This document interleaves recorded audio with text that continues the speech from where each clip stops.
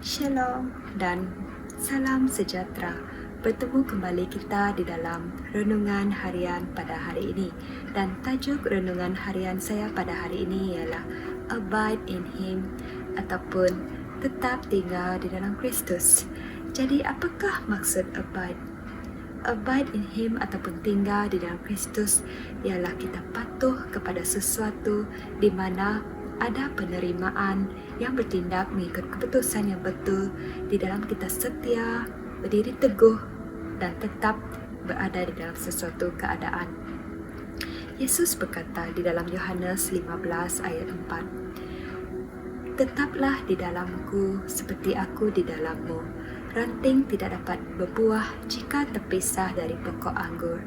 Demikianlah juga kamu dapat berbuah jika hanya kamu tetap di dalamku." Kita tahu bahwa Yesus pokok dan kita adalah cabangnya, dan kita adalah anggota daripada pokok itu. Jadi, di dalam petikan firman ini tadi, Tuhan Yesus membawa dan menggalakkan kita, bahkan telah memanggil kita untuk terus tetap tinggal bersama dengan Dia, di mana dengan mengundang Roh Kudus untuk hadir dalam kehidupan kita, Dia akan mengambil roh kita dan diam bersama dengan kita. Kita yang telah dilahirkan kembali, dan kita juga bahkan kita juga menjadi bahagian kerajaannya sampai selama-lamanya. Dan ini merupakan pekerjaan keselamatan Allah, bahkan hadiah yang terbesar yang Tuhan telah berikan kepada kita. Bagaimanapun, Kristus yang tinggal di dalam kita itu berbeza di mana kita tinggal di dalam Dia, kerana kita hidup menempuhi hari ini dengan cara kita sendiri. Kita tidak semua, tetapi kadang-kadang kita memilih untuk menjalani hari kita mengikut kehendak kita sendiri. Dan apabila kita telah diselamatkan dahulu di saat kita menerima Tuhan Yesus sebagai juru selamat dalam kehidupan kita, kita tahu bahwa tiada satu kuasa pun yang dapat menarik kita dari tangan Tuhan. Dan di sini ada 3 formula atau langkah-langkah untuk kita terus tinggal, bahkan tetap diam di dalam hadirat Tuhan, di dalam Kristus, ialah melalui penghasilan buah-buah roh di dalam kehidupan kita. Kita berjalan dengan terang bersama Bapa, hidup benar di dunia ini, dan untuk terus tinggal di dalam Dia, kita juga harus terus berkembang di dalam cabangnya.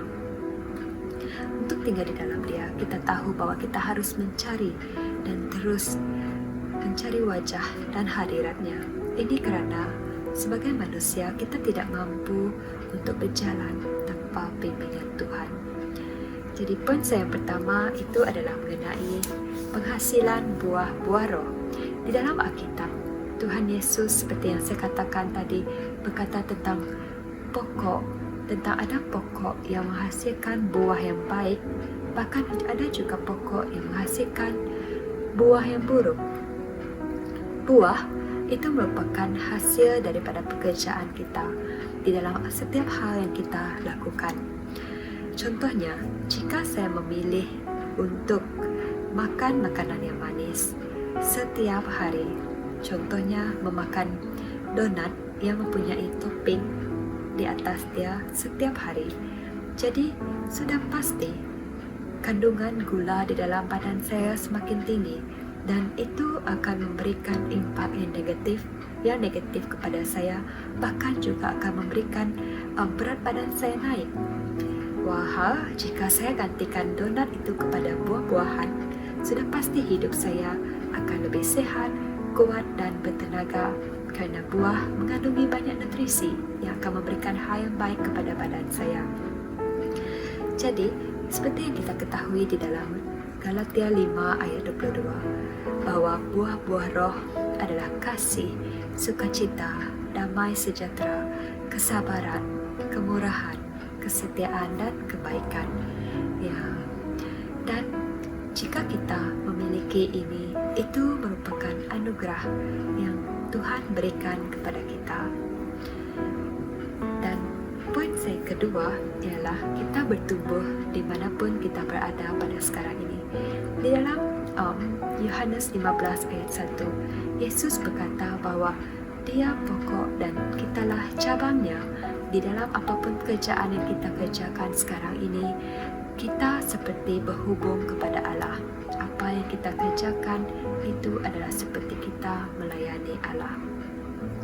Kita membawa impak Kristus kemanapun kita pergi, baik ke tempat kerja, keluarga, di komuniti, di sekolah. Kita membawa impak Kristus. Pekerjaan Roh Kudus yang memampukan kita untuk mencapai kehendak Tuhan di dalam kehidupan kita, dimanapun Tuhan letakkan kita. Dan dimanapun kita berada pada sekarang ini bukanlah suatu kebetulan. Tanggungjawab kita sebagai seorang yang percaya ialah kita sentiasa berhubung dengan Allah, percaya kepadanya, dan sekali lagi kita terus tetap tinggal di dalam hadirat-Nya. Di dalam kita sentiasa berhubung bersama Yesus yang merupakan pokok kehidupan kita, kita mewakili Kristus kepada setiap orang yang kita jumpa ataupun kita bersama. Dan daripada cabang pokok kehidupan itulah Ia mengalir kepada kita dan kita mengalir kepada orang di sekeliling kita. Dan mari saudara dan saudari, saya galakkan kita, saya membawa anda untuk terus bertumbuh dimanapun kita berada pada sekarang ini. Haleluya. Dan poin saya yang ketiga ialah kita terus berpegang pada cabangnya yang hidup. Kalau kita masih belum memilih untuk plug in kepada pokok yang hidup itu atau menerima Yesus sebagai Tuhan dan Juru Selamat, kita pada waktu itu seperti ranting kayu ataupun kayu yang mati. Kenapa?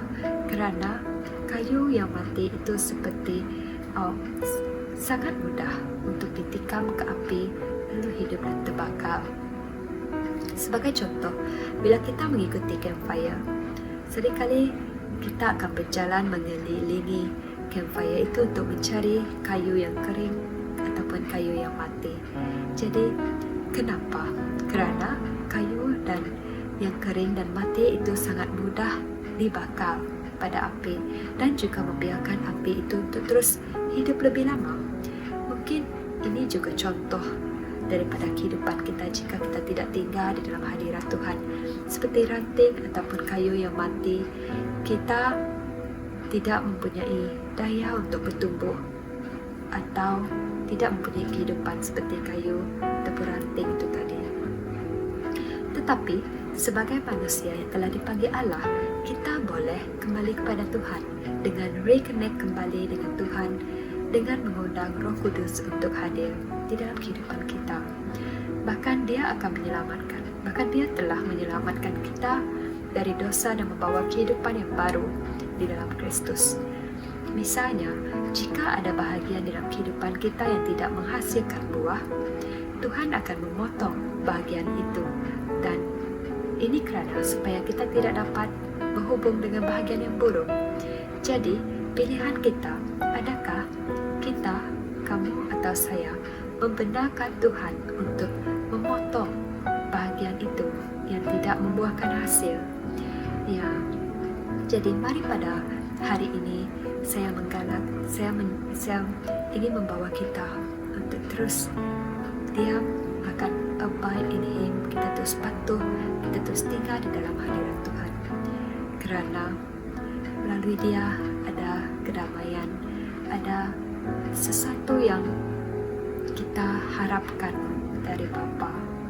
Ya,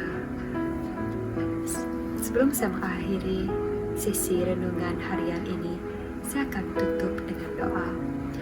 Mari kita berdoa. Ya Tuhan Yesus, Allah Bapa Syurgawi, saat ini ya Tuhan, kami ingin terlebih dahulu bersyukur ya Bapa kerana kesempatan ini. Dan Tuhan, pada malam hari ini jika ada hal-hal maupun ada cabang-cabang di kehidupan kami ya Tuhan yang telah membuatkan kami terbantut bahkan tidak dapat bertumbuh, saat ini ya Bapa, kami mengundang hadirat Engkau agar Engkau ya Tuhan yang memotong bahagian itu, agar Engkau ya Tuhan yang akan membuat kami berani untuk step up untuk meninggalkan pekerjaan yang tidak baik itu ya Bapa.